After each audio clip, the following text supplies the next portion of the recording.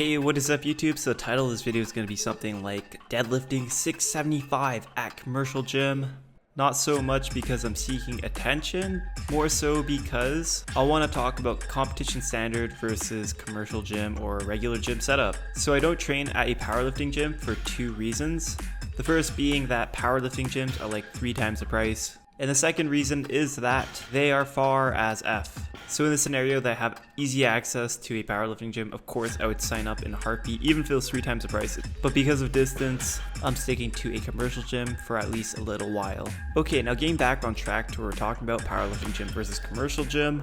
As you get stronger in your lifting career, a powerlifting gym becomes way more worth it. Even if you have a stiff bar at your gym, at a commercial gym without comp plates, there's gonna be a little bit of bend in the bar, which honestly can go for you or against you. And in powerlifting competition, because you're using thinner 25 kilo plates, the bar tends to bend less overall. And for some lifters like myself, that tends to be a positive, as if you're not good at controlling the whip of the bar, it's going to whip away from you. Now the main positive of a deadlift bar is that it bends more so that there's a little bit less range of motion, and if you're struggling right off the floor, it somewhat helps with speed off the floor, but it comes at the one disadvantage that the bar will roll in front of you. And so if you transition back to a stiff bar after training with a deadlift bar or a flexible bar, it's gonna feel so much more difficult off the ground. But give it a month or two and you'll get used to it, and your lockout will probably improve as the tension and bendiness in the bar is overall more consistent on a stiff bar.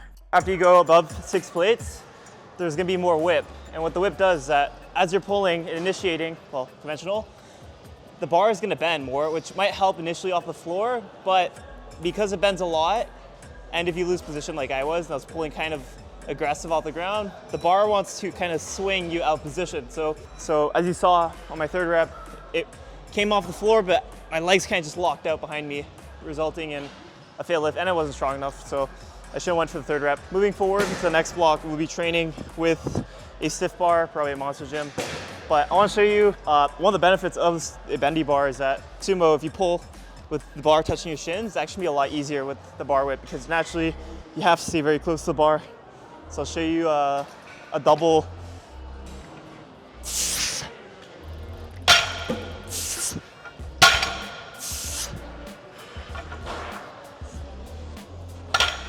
So bendy bars, good, very good if you are really good at keeping the bar close to you. If you're not so good like myself, we have a little bit of a tendency to lean forward and try to catch yourself. The whip just introduces more instability. I should have went to 660 or 655 instead of 7 plates. On a bendy bar or deadlift bar, it actually feels a little bit more difficult to pull conventional because of the whip. Now when I pull sumo, it actually feels 10 times easier and I don't feel like I'm gonna snap my back. And this could totally be subjective bias because I only use a deadlift bar a handful of times on conventional. I'm probably one of the few people that love to train on a stiff bar because I'm not a huge fan of the bar whip. Now moving away from the deadlift talk, my training has changed for powerlifting. So the rest of my training was actually pretty simple. Because of the nature of my training with deadlifts this week, which was high intensity, aka heavy loads, my energy and work capacity felt a little bit depleted, considering that I had to get pretty hyped, meaning that I had a big adrenaline rush, which is usually not far off from the downfall of my training. Regardless, I got through it by doing 1 vertical pulling and 1 horizontal pull. Vertical pull would be the pull up that you saw in the previous clip, and now I'm doing a dumbbell row. And I did finish off with a little bit of hammer curls.